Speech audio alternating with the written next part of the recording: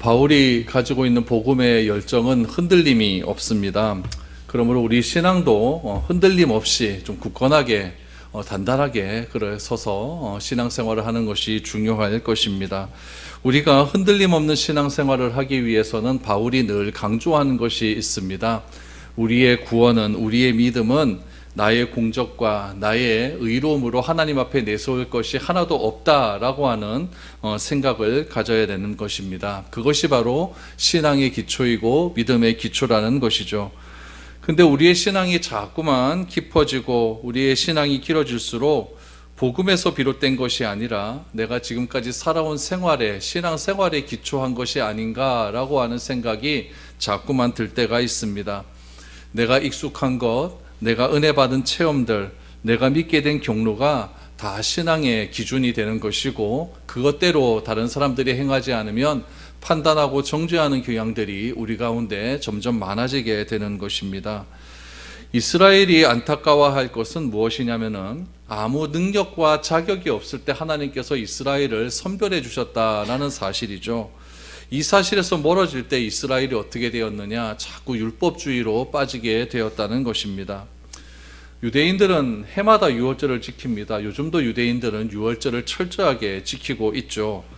유월절을 지킨다라고 하는 것은 참 중요한 일입니다. 왜냐하면 하나님께서 이스라엘을 구원해 주신 것에 대한 감사하는 날이기 때문에 유월절을 지킨다라는 것은 참 중요한 의미가 담겨져 있죠. 그런데 이 유월절을 지킨다, 이 유월절이 담기고 있는 의미를 잊어버리면 어떻게 되겠습니까? 유월절을 지키지 않는 사람 정죄하고 판단하고 너는 구원받은 사람 아니다, 너는 하나님의 백성이 아니다, 이렇게 정죄할 것 아니겠습니까? 우리가 세례를 받았습니다. 세례의 참뜻을 모른다면 우리도 세례받은 것에 대한 아무런 의미가 없는 것입니다. 그냥 나와서 문답하고 머리에 물 한 번 얹는 것, 그거 뭐가 그렇게 의미가 있겠습니까? 그러나 세례의 참된 의미는 무엇이냐면은 주님과 함께 죽었다는 것, 세례받음을 통하여서 나의 죄가 하나님과 교인들과 교회 앞에서 예수를 그리스도라고 인정한다는 것, 그 선언을 한다는 참된 의미가 얼마나 귀하고 귀한 것인지를 알게 된다면은 그러면 세례의 참된 의미를 우리가 소홀하게 여기지는 않게 될 것입니다. 그래서 바울은 그리스도께서 우리에게 어떤 일을 하셨는가, 그냥 예수 믿는 것, 그것으로 끝나는 것이 아니라, 내가 종교 생활하는 것, 그것으로 끝나는 것이 아니라 우리가 예배의 대상으로 여기고 있는 그 하나님, 그 예수님, 우리가 예배 기도의 대상으로 여기고 있는 그 하나님이 어떤 의미로 우리에게 다가왔는가, 그리스도께서 우리에게 어떤 일을 하셨는가, 거기에 집중해야 된다라는 것을 바울은 강조하고 있습니다. 오늘 갈라디아서 5장은 그런 의미에서 우리에게 참 귀한 적용점을 준다라는 것을 알게 됩니다. 먼저 1절 말씀을 한번 보시죠. 그리스도께서 우리를 자유롭게 하려고 자유를 주셨으니 그러므로 굳건하게 서서 다시는 종의 명예를 매지 말라라고 말합니다. 여기서 두 가지가 대립되지 않습니까? 하나는 자유, 하나는 멍에입니다. 자유와 멍에를 대립시키고 대조하고 있죠. 그러면 이 멍에는 무엇인가? 종은 항상 멍에를 가지고 있어요. 무슨 짊어지는 짐을 가지고 있다는 이야기죠. 종이 자유를 얻기 위해서는 어떻게 해야 되냐면 누군가 종의 값을 대신 치러주면 그만입니다. 그러면 종은 자유롭게 살 수가 있죠. 다시 말하면 이 멍에를 누군가가 제거해주면 된다는 이야기예요. 그런데 마찬가지로 죄의 종이 된 우리에게는 자유가 과거에는 없었다는 이야기죠. 죄의 무게에 짓눌러서 그냥 그렇게 힘들게 살아갔다는 이야기입니다. 그런데 주님께서 우리를 대신해서 죄의 값을 지불해 주셨다는 거예요. 내 어깨에 있는, 내 마음 가운데 있는 죄의 모든 짐들을 다 제거해 주셨다는 이야기죠. 이것을 믿게 되면 뭐가 되느냐? 우리 1절에서 본 것처럼 자유를 얻게 된다라고 말하죠. 그리스도가 우리를 위해서 하신 일이 무엇이냐? 우리에게 자유를 준다라는 이야기죠. 그래서 우리가 이제는 자유인이 되었다는 이야기예요. 내 힘으로는 죄에서 도저히 벗어날 수 없는 그런 상태이고 그런 상황이지만 예수님께서 나를 자유롭게 해주시기 위해서, 나에게 죄의 멍에에서 해방시켜 주시기 위해서 그렇게 십자가를 지셨다라고 말을 하는 것이죠. 그러므로 우리가 기억해야 될 것은 무엇이냐면은 예수님께서 나에게 어떤 일을 하셨는가만 기억하시면 됩니다. 어떤 일을 하셨습니까? 자유를 주셨다라는 일이죠. 자유를 주시기 위해서 예수님께서는 여러 가지 일을 했다는 이야기죠. 만약에 우리가 이 사실을 잃어버리게 되면 우리는 무슨 일을 하든지 종처럼 행동할 수밖에 없다라는 이야기입니다. 여러분, 그런 의미에서 신앙의 본질은 무엇이냐? 자유라고 말을 할 수가 있어요. 미국이 남북 전쟁을 할 때 미국의 독립운동가인 헨리 패트릭이 연설을 하나 합니다. 헨리 패트릭이 어떤 연설을 했냐면은 자유가 아니면 죽음을 달라. 많이 들어봤죠? 자유가 아니면 죽음을 달라. 이 연설이 미국 북부지방에 있는 사람들의 마음을 움직여서 남북 전쟁이 일어나게 된 거예요. 그래서 미국이 독립을 선언할 수 있게 되었다라는 이야기죠. 이 말은 무슨 말이냐면 노예로 사느니 죽음을 택하겠다는 이야기예요. 이것이 신앙의 기초라는 이야기죠. 우리도 그런 마음이 있어야 됩니다. 죄의 종으로 살느니 차라리 죽겠다는 그런 결단이 있어야만 예수님께서 우리에게 주신 자유가 그렇게 귀하고 소중하다는 것을 깨닫게 된다는 이야기죠. 우리는 이 세상 속에서 살지만 이 세상의 가치에 묶여 살면 안 된다는 의미가 바로 여기에 있다는 이야기예요. 세상의 가치에서 자유롭게 살 수 있다는 우리가 선언을 우리 가운데 담대하게 나타나야 된다는 이야기입니다. 여전히 우리가 세상의 가치에 묶여서 그렇게 살아간다라고 하는 것은 주님께서 우리에게 주신 자유의 의미를 우리가 잘 깨닫지 못할 때에 여전히 그 세상의 가치에 묶여서 거기에 지배받는 그런 삶을 살아갈 수밖에 없다는 이야기죠. 그래서 오늘 본문에서 1절에서 말하는 이 종의 멍에라고 하는 것은 신앙생활을 함에 있어서 제도적인 것에 너무 얽매이게 되는데 그것에 얽매이어서 참된 본질을 알지 못하는 데 있다라는 이야기입니다. 예를 들면 이런 거죠. 우리가 주일 성수를 철저하게 지켜야 된다라고 말하지 않습니까? 이건 철저하게 지켜야 돼요. 기도 생활 열심히 해야 되죠. 그래서 예배도 열심히 참석하고 하나님의 말씀을 잘 듣고 읽고 우리가 묵상하는 그런 삶을 살아야 됩니다. 그러면 이걸 왜 해야 될까요? 해야 되는 이유가 뭘까요? 주님께서 우리에게 자유를 주셨기 때문에 그렇습니다. 무슨 의미냐면은 주님께서 우리에게 자유를 주셨기 때문에 하나님께서 하루에 24시간을 나에게 주셨거든요. 나에게 주신 것을 하나님께 드려버리는 거예요. 하나님께 드려버리고 그렇기 때문에 내가 예배 자리에 나오는 것이고 하나님께서 나에게 물질을 돈을 주셨기 때문에 그 돈을 또 하나님께 다 되돌려드리기 위해서 그래서 내가 전부를 드릴 수가 있는 것이지 내가 하나님께 예배 시간 한 2번 더 나오고 3번 더 나오면 하나님께 인정받고 그러면 하나님께서 나를 더 사랑해 주시고 그래서 내 공로와 내 업적이 더 쌓여지기 위해서 예배 드리고 기도하는 것은 아니라는 이야기예요. 우리 집안은 몇 대째 예수를 믿는 집안이고 우리 집안에는 우리 목사가 장로가 몇 명이고 그런 것들을 내가 자랑하고 뽐내면서 살아가는 것이 아니라 또 이런 우리 가문이 이런 신앙의 업적들이 많아지는 것은 우리 조상 때부터 대대로 내려서 오는 그런 기도의 공덕이 있기 때문에 기도에 저축한 것이 있기 때문에 나는 그 기도에 저축한 것을 하나씩 빼먹기만 하면 된다라고 말하지 말라는 이야기입니다. 구원은요 업적과 공로로 이루어지는 것이 아니에요. 만약에 구원이 업적과 공로로 이루어진다라고 생각하면 우리는요 그것에 대해서 우리가 헤어나오지를 못해요. 예배 1시간 빠져버리면 나는 지옥 간다 막 이런 생각들이 막 든다니까요. 그런 것 때문에 내가 구원받은 것 아니지 않습니까?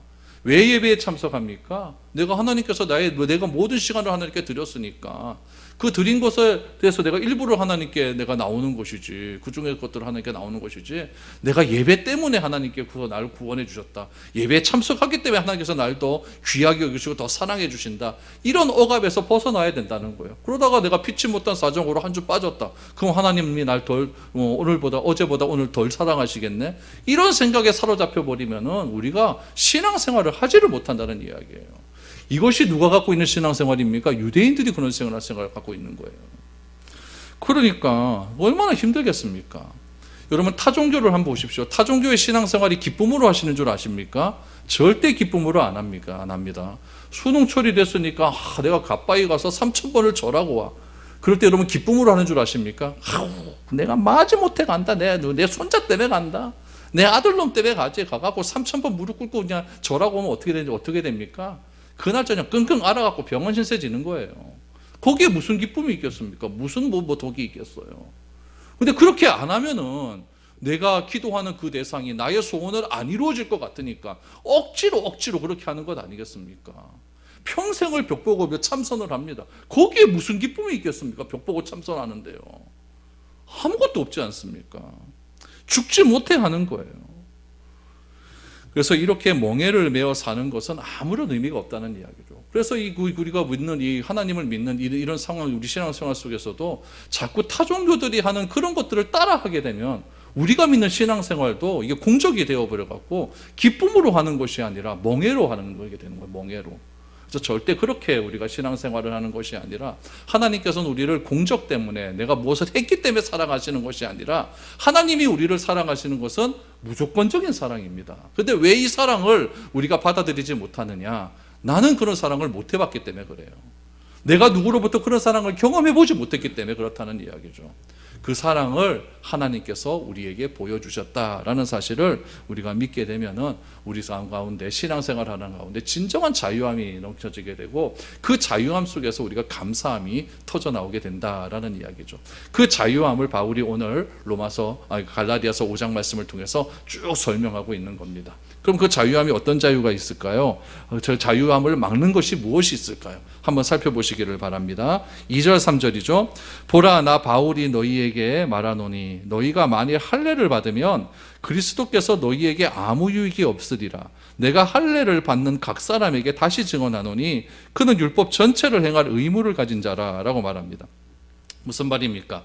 할례를 받은 것으로 구원받는다라고 생각한다면 예수님께서 십자가에 못 박히신 것이 무슨 의미가 있겠느냐, 이 얘기죠. 지금 2절 말씀이 아무 유익이 없죠. 그러니까 구원에 있어서는 할례 받고 안 받고는 아무런 의미가 없다, 아무런 그건 중요한 것이 아니다라는 이야기죠. 그런데 만약 할례를 받아야 구원을 얻고 유지된다고 생각한다면 십자가와 부활은 아무것도 유익이 없는 것이죠. 그래서 바울은 유대인들에게 그렇게 율법과 할례를 통해서 구원을 받았다라고 생각한다면 3절 하반절에 보십시오. 율법 전체를 행할 의무가 너희에게 있다라는 이야기예요. 율법, 우리 613개의 율법을 너희들 다 지켜야 되는 의무가 있다라는 이야기입니다. 그럼 여러분들 율법 전체 다 지켰습니까 지금? 못 지키고 살잖아요. 못 지키고 살자. 그런데 왜 구원받았다고 말을 합니까? 생각은 그렇게 하고 있는데 행동은 우리가 그렇게 알고 있는데 행동이 그렇게 안 되는 겁니다. 지금 바울은 그것을 지금 책망하고 있는 겁니다. 율법주의자들을 책망을 하고 있는 것이죠. 그래서 4절을 보십시오. 율법 안에서 의롭다함을 얻으려 하는 너희는 그리스도에게서 끊어지고 은혜에게서 멀어진 자로다라고 말을 하죠. 율법을 지킴으로 내가 구원을 얻고 내가 의롭게 된다고 믿는다면 예수님께서 우리에게 주신 은혜와는 점점 멀어져 가는 것이죠. 예수님은 우리에게 그냥 주신 것 아닙니까?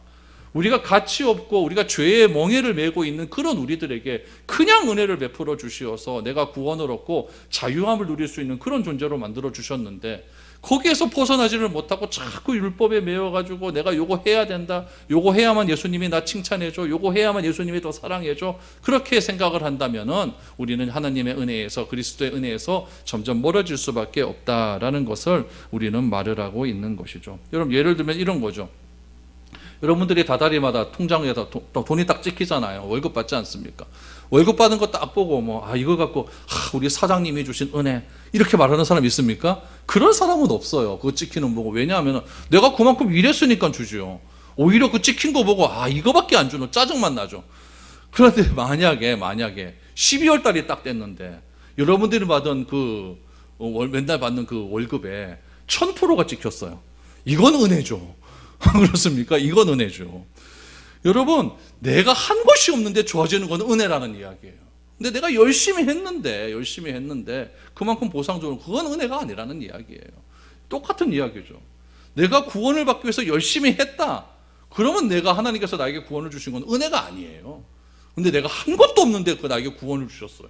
그러니까 그것이 은혜가 된다는 이야기죠. 그래서 바울은 로마서 5장 20절에 뭐라고 이야기했냐면은 죄가 더한 곳에 은혜가 넘쳤다. 죄가 더했어요. 죄가 더했는데 이 죄를 내가 어떻게 해결할 수 있는 방법이 없는데 주님께서 해결해 주셨으니까 이것이 은혜 아니고 뭐가 은혜겠나. 바울은 이렇게 이야기하는 것이죠. 그래서 자신이 죄인인 것을 깨닫고 살아가는 자는 늘 언제나 감사함이 넘칩니다. 아침에 일어나도 감사하고 저녁에 자도 감사하고 새벽에 일어나도 감사하고 잠이 들어도 감사하고 늘 언제나 입에서 감사한 말이 떨어지지가 않게 된다는 이야기죠. 그 이야기를 예수님께서 비유를 들어 설명해 주신 겁니다. 그 비유가 뭐냐? 1만 달란트 빚진 자예요. 1만 달란트 빚진 자. 1만 달란트는 우리가 갚을 수 없는 돈입니다. 막 400조, 500조 되는 그런 돈이에요. 그 돈을 내가 빚졌다? 그거를 내가 도저히 해결할 수도 없는데 그거 너 그냥 해결해 줄게, 채무 상환해 줄게, 얼마나 그 큰 은혜입니까? 그런데 고작 100데나리온 빚진 사람을 가지고 막 판단하고 정죄하고 네 왜 갚니 안 갚니, 이래 버리면 안 된다는 이야기죠. 그러니까 내가 말 한마디 받았는데 그것 때문에 불같은 화를 내고 성질을 낸다면 나에게는 은혜가 점점 멀어졌다 생각하시면 정답입니다. 여러분, 만약에 여러분들에게 빚을 줬는데 그 빚이 여러분들이 뭐 도저히 갚을 수 없는 돈이에요. 막 5천억, 6천억 여러분들이 빚 줬어요. 그런데 그 빚을 딱 줬는데 그거 탕감, 그러면 얼마나 좀 기쁘겠습니까? 너무너무 기쁜 일 아니겠습니까? 저 학교 다닐 때 그 등록금 그거 다달이 갚는 거 있지 않습니까? 그렇죠? 그거 마지막 딱 낼 때 얼마나 기분 좋았는지 아십니까? 야, 그때 세상 나가진 것 같아요. 그때 그 기쁨은 막 너무너무 기쁜 거죠. 너무너무 기쁜 거죠.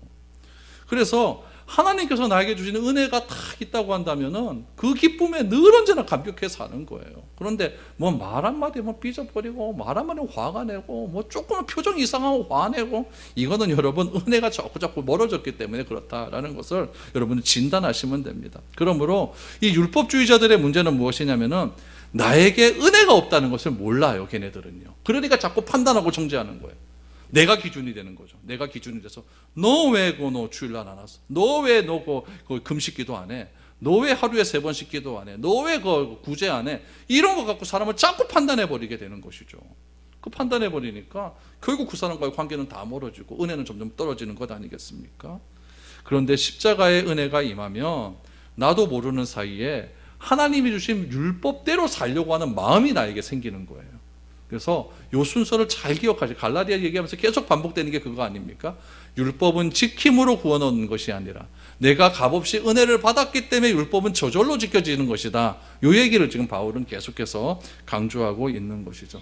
그래서 이렇게 율법의 은혜로, 율법 때문에 내가 구원을 받는 것이 아니라 십자가의 은혜로 값없이 구원을 받게 된다면 5절 6절에 보니까 이런 삶이 우리에게 이어나게 된다라는 것을 말하죠. 어떻게 되느냐? 5절 6절 보십시오. 우리가 성령으로 믿음을 따라 의의 소망을 기다리노니 그리스도 예수 안에서는 할례나 무할례나 효력이 없으되 사랑으로서 역사하는 믿음뿐이니라 라고 말합니다. 여러분, 그래서 이거 참 재밌는 소식이 나오는데, 성령이 오시면 우리 안에 뭐가 임하게 되느냐? 소망을 주신대요. 성령이 오시면 소망을 주세요. 그 소망을 통해서 세상의 가치와 탐욕에서 해방시켜 주십니다. 그토록 불안하던 것이 불안해지지가 않아요. 나의 형편은 달라진 것이 하나도 없는데 성령께서 나에게 오시니까 여호와는 나의 목자시니 내가 부족함이 없으리로다라고 하는 그런 고백이 막 터져 나오는 것이고, 도저히 찬송할 수 없는 상황 속에서 찬송함이 터져 나오게 된다라는 이야기죠.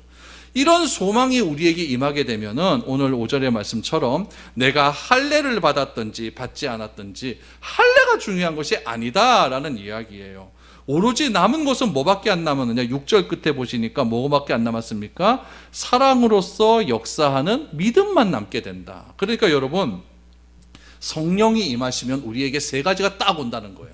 그 3가지가 뭐냐? 믿음, 소망, 사랑이라는 거예요. 그러니까 성령이 오시면 이 3가지가 어떤 타이밍에는 믿음이 오고 어떤 타이밍에는 사랑이 오고 어떤 타이밍에는 소망, 이게 아니라 성령이 오시면 이 3가지가 패키지로 오는 거예요. 패키지로 오는데 구분이 안 됩니다. 한 번에 오신다는 거예요. 한 번에 오시고 오실 때도 한 번에 오시니까 분리도 되지 않는다라는 이야기죠. 여러분, 왜 우리가 그 사람에 대한 믿음이 없을까요? 사랑하지 않으면 믿음이 없게 됩니다.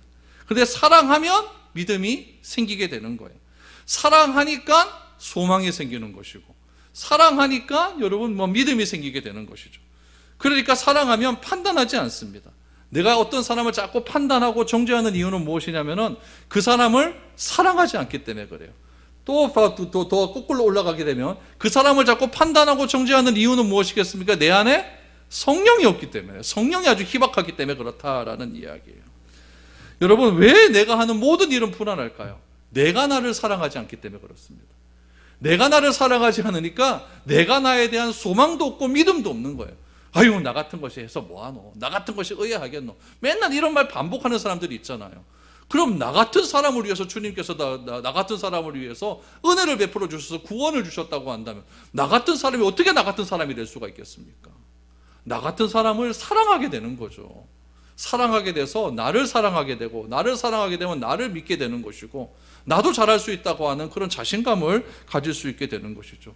우리 자녀들을 바라볼 때도 자녀 안에 있는 하나님을 바라봐야 되는데 그 하나님을 바라보지 못하고 자꾸 다른 세상에 다른 것들만 바라보게 되니까 짜증만 나고 잘 되는 집에 자녀들하고 자꾸 비교만 하게 되니까 판단하고 정죄하게 돼버리는 거예요. 여러분, 사랑이 없으면 소망도 사라지고 믿음도 사라지게 된다는 거예요.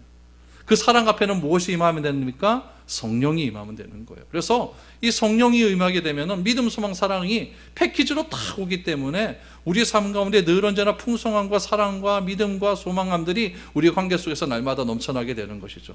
이런 믿음과 소망과 사랑이 있는 곳이 어디겠습니까? 그곳이 바로 천국 아닙니까? 천국. 그 천국을 미리 경험하라고 주신 곳이 어디입니까? 교회예요. 그래서 교회에서는 사랑과 믿음과 소망이 날마다 좀 퍼져나가야 됩니다. 그런 것들을 조금 경험하다가 진짜 천국에 가면 이야 이렇게 되는 거죠. 천국에 가서 갑자기 믿음, 소망, 사랑을 경험하게 되면 깜짝 놀라서 큰일 납니다. 그러니까 이 교회에서 좀 풍성히 경험도 하시고 좀 연습도 좀 하시고 그렇게 하셔야 됩니다. 7절에서 9절 보십시오.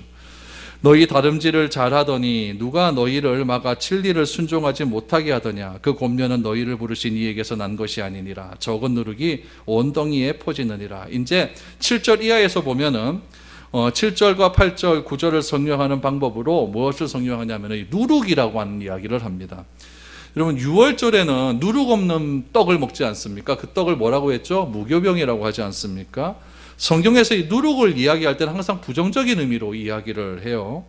우리가 일상에서 빵을 만들 때 보면 이 누룩이라고 하는 이스트를 넣지 않습니까? 이 이스트는 뭐 얼마나 맛있습니까? 뽕하이 막 뽕실하이 막 나와가지고 기름칠 잘잘 흐르고 얼마나 맛있습니까? 그런데 이 성경에서는 누룩을 죄에 비유하는 데 많이 사용됩니다. 왜 그러냐면 누룩의 특징이 뭐냐면 막 퍼지는 데 있기 때문에 그래요. 요 퍼지는 데 있다는 것을 우리 고린도전서 5장에 보면 이렇게 이야기해요. 누룩에 대한 이야기를. 고린도전서 5장 6절 7절입니다. 너희가 자랑하는 것이 옳지 아니하도다. 나 잘났다는 얘기를 하는 거죠. 왜 옳지 않느냐? 적은 누룩이 온 덩어리에 퍼지는 것을 알지 못하느냐? 너희는 누룩 없는 자인데 새 덩어리가 되기 위하여 묵은 누룩을 내버리라. 우리의 유월절 양 곧 그리스도께서 희생되셨느니라 라고 말하죠. 왜 자랑하는 것이 옳지 않느냐? 자꾸 자랑만 하게 되면 그 자랑함들이 자꾸 온 공동체 안에 퍼져버리게 돼서 굉장히 이상해진다는 이야기죠. 여러분, 어떤 사람이 자꾸 자기 잘났다고 이야기해요. 그럼 그 사람 꼴배기 싫지 않습니까? 나만 그런가? 맨날 뭐 나 잘났다 이런 거 하지 말라는 이야기예요. 우리는 원래 누룩이 없는 자였다는 이야기죠. 누룩이 없는 자인데 우리가 새 덩어리가 되기 위해서 내 안에 있는 묵은 누룩은 다 내어버리라고 이야기를 합니다. 왜 그러느냐? 예수님께서 유월절에 어린 양이 되어주셨기 때문에 너희들이 유월절에는 누룩 없는 떡 먹지 않느냐. 그러니까 우리가 새롭게 변화되기 위해서 내 안에 자랑하고 싶은 그런 것들은 다 벗어버려라. 교만한 그런 누룩들은 다 벗어버려라 라고 그렇게 이야기하고 있는 것이죠. 그래서 이 누룩이라고 하는 것은 철저히 나를 이야기합니다. 나 중심적인 신앙생활. 그러니까 여러분, 왜 누룩을 벗어버리라고 하겠습니까? 구원은 내가 나를 구원하지 못하기 때문에 그래요. 타종교에서는 내가 나를 구원합니다. 그러니까 내가 열심히 공덕을 드리는 거예요.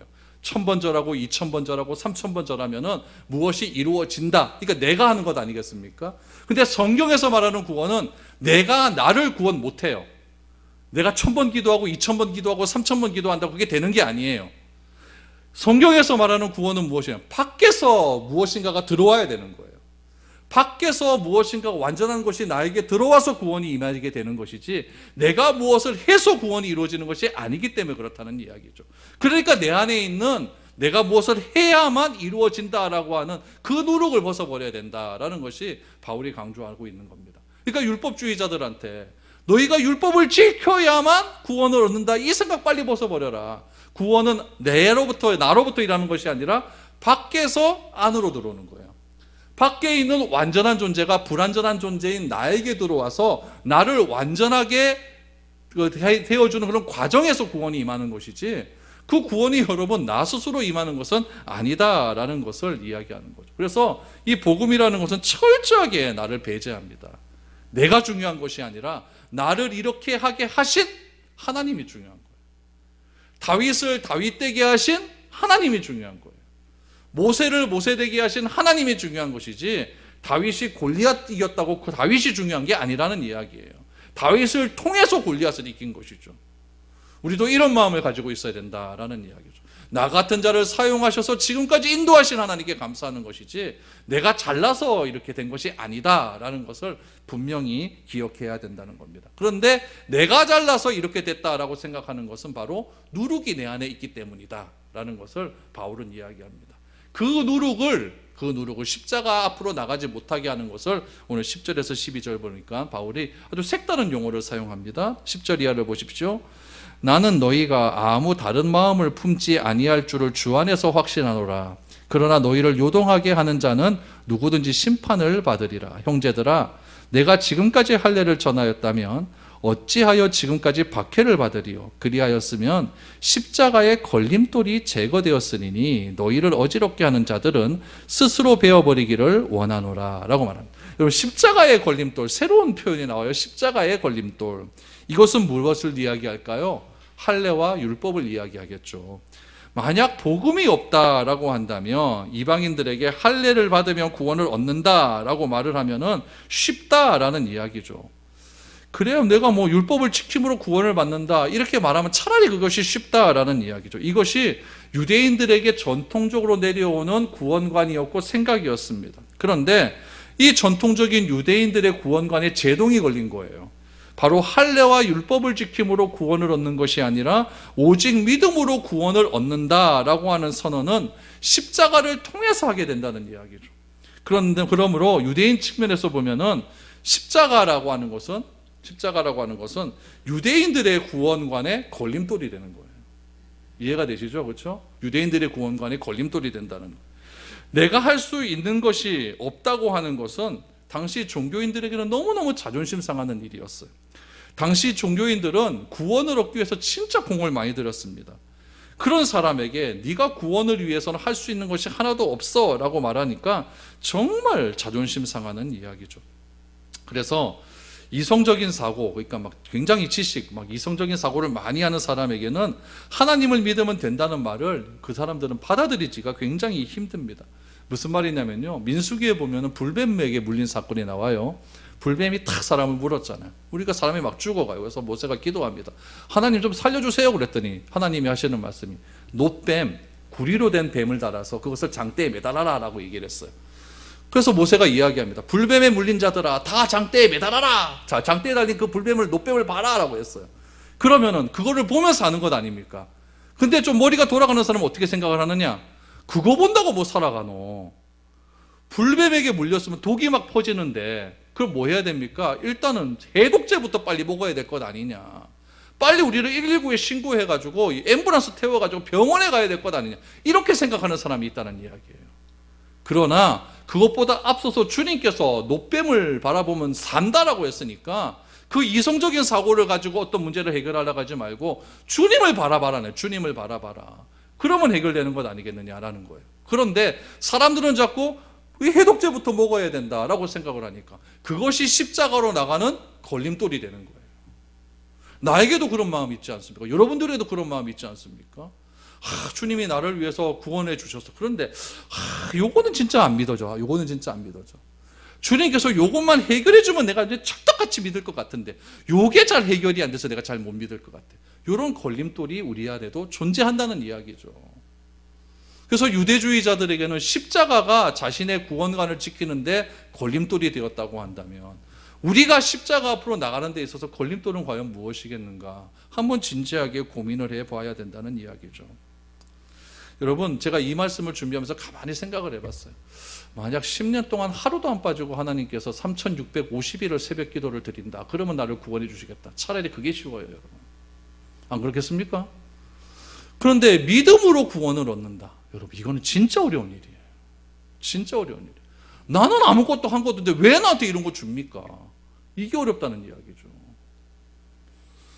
그래서 구원은 성경은 말합니다. 하나님의 선물이다. 하나님의 선물이다. 성령이 하지 않고는 절대로 되지 않는 것이 바로 이 구원의 은혜입니다. 그래서 전 여러분들이 이 성령의 은혜를 충만하게 받아서 내가 무엇을 했기 때문에 구원을 얻은 것이 아니라 하나님께서 나를 그냥 너무 사랑해 주셔서 그냥 나를 구원해 주셨다. 이 사실을 믿기만 하면 내가 구원을 얻는다. 여러분, 이런 은혜가 여러분 삶 가운데 넘쳐나기를 바랍니다.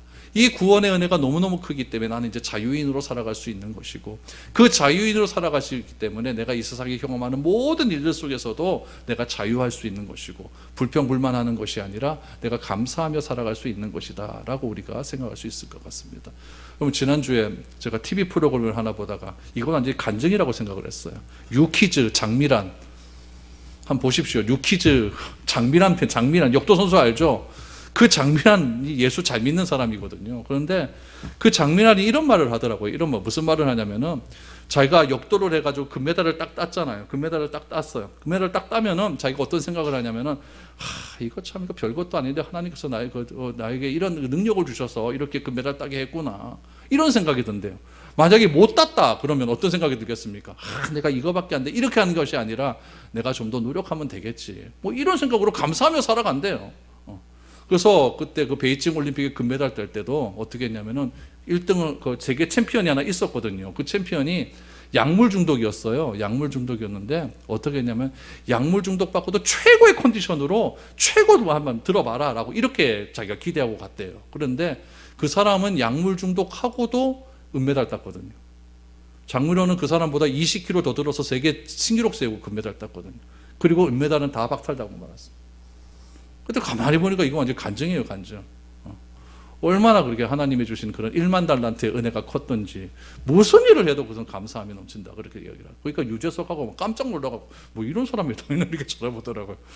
우리도 좀 그런 신앙이 좀 있었으면 좋겠습니다. 그래서 하나님이란 얘기는 하지는 않았지만은 그 안에서 담겨진 그런 신앙의 흐름들이 다 우리한테 다 밀려오더라고요. 보신 분들은 아주 간증이다, 이런 생각이 다 들더라고요. 그래서 여러분들, 우리 삶들 속에서도 환경 때문에 우리가 좌지우지 되는 것이 아니라 늘 언제나 하나님의 은혜로 감사하며 그렇게 살아갈 수 있는 우리 모두가 될 수 있기를 바랍니다.